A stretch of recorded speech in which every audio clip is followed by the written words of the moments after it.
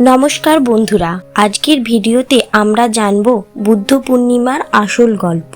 কেন এই দিনটি এত পবিত্র, কে ছিলেন গৌতম বুদ্ধ, কিভাবে একজন রাজপুত্র হয়ে উঠলেন বিশ্বজোড়া শান্তির বার্তাবহক। বৈশাখ মাসের পূর্ণিমা তিথিতে জন্ম নিয়েছিলেন এই মহামানব। এই দিনেই তিনি জ্ঞান লাভ করেন এবং মানব জাতিকে দেখান সত্য, শান্তি ও করুণার পথ। চলুন শুরু করি বুদ্ধ পূর্ণিমার সেই অনুপ্রেরণাময় কাহিনী। আজ থেকে প্রায় 2500 বছর আগে এক বৈশাখী পূর্ণিমায় ভারতের পুণ্যভূমিতে ভগবান বুদ্ধ জন্মেছিলেন। জন্মস্থান বর্তমানে নেপালের লুম্বিনী গ্রাম। সেকালের নেপালের তরাই অঞ্চলে কপিলাবস্তু নামে একটি রাজ্য ছিল। সেই রাজ্যে শাক্য বংশের ক্ষত্রিয় রাজারা রাজত্ব করতেন। এই শাক্য বংশেই জন্ম হয় সিদ্ধার্থ তথা গৌতমের। রাজা শুদ্ধোধনের পুত্র। রাজার ছেলে সিদ্ধার্থের বাল্যকাল কাটল ঐশ্বর্য, ভোগ ও বিলাসের মধ্যে। ধীরে ধীরে তিনি বড় হয়ে উঠলেন, যশোধারাকে বিয়ে করে সংসারও পাতলেন। রাজকুমার সিদ্ধার্থ প্রতিদিন প্রাসাদের বাইরে ঘুরতে বেরুতেন। একদিন বেড়াতে বেরিয়ে তিনি দেখলেন এক জরাগ্রস্ত বৃদ্ধকে, আর একদিন দেখলেন ব্যাধিতে জর্জরিত একটি লোককে। তৃতীয় দিন দেখলেন একটি শবদেহ, আর চতুর্থ দিন দেখলেন এক দিব্যকান্তি সন্ন্যাসীকে। এই 4 দিনের 4টি দৃশ্য রাজকুমারের মনে গভীরভাবে রেখাপাত করল। রোগ, দুঃখ, জরা, মরণের চিন্তায় তিনি কাতর হয়ে পড়লেন। চিন্তা করতে করতে সংসারের ভোগ সুখে তার বিতৃষ্ণা জন্মালো। দিন রাত তার এক চিন্তা, রোগ, দুঃখ, জরা, মরণের হাত থেকে কি মানুষের নিষ্কৃতি নেই? তবে কিসের নিষ্কৃতি, শান্তি কিসে? চিন্তা করতে করতে গৌতম প্রায় পাগলের মতো হয়ে উঠলেন। এমন সময় তার একটি পুত্র সন্তান জন্মালো। সেই সময় সিদ্ধার্থের মনে বৈরাগ্যের ভাব এলো।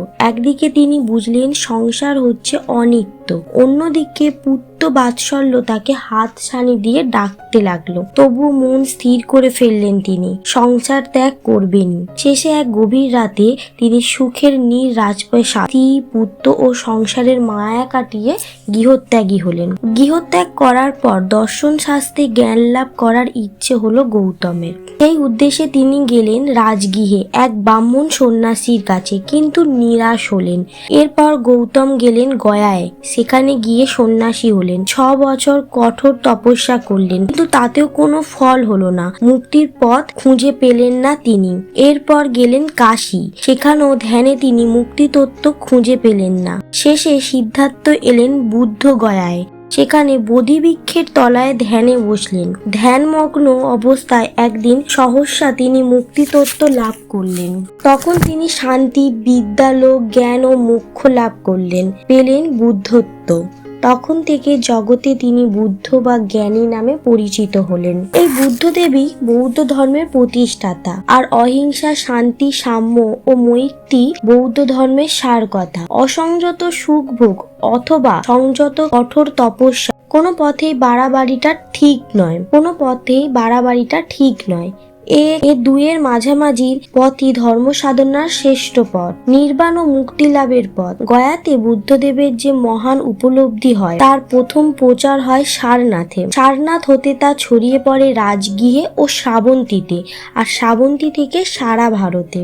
কাশীর কাছে সারনাথে গিয়ে বুদ্ধদেব ধর্মপ্রচারে মন দেন। সাধারণ মানুষকে বোঝান যে কর্মফলের জন্যই মানব জীবনের সুখ ও দুঃখ লাভ হয়। এই কর্মফলের হাত থেকে রক্ষা পাওয়ার জন্যই দরকার নির্বাণ লাভের। আর 8টি সৎ কাজ করলে এই নির্বাণ লাভ সম্ভব হয়। এই 8টি সৎ কাজ হলো অষ্টমার্গ। সেগুলি হলো সম্যক দৃষ্টি, সৎ বাক্য, সৎ সংকল্প, সৎ কর্ম, সৎ জীবন, সৎ চেষ্টা, সৎ স্মৃতি ও সম্যক সমাধি।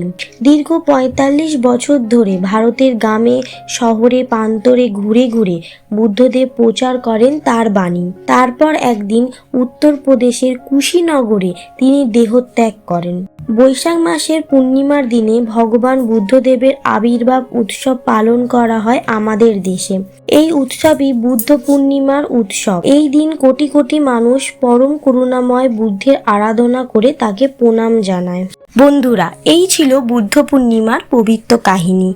গৌতম বুদ্ধ আমাদের শিখিয়েছেন শান্তি, ভালোবাসা, করুণা ও সত্যের পথে চলতে হয়। যদি ভিডিওটা ভালো লেগে থাকে তাহলে ভিডিওটা একটি লাইক করুন, শেয়ার করুন এবং আপনারা যদি বুদ্ধদেবকে মানেন তো অবশ্যই চ্যানেলটা সাবস্ক্রাইব করুন। কমেন্টে জানাবেন বুদ্ধের কোন শিক্ষাটি আপনাদের সবচেয়ে ভালো লাগে।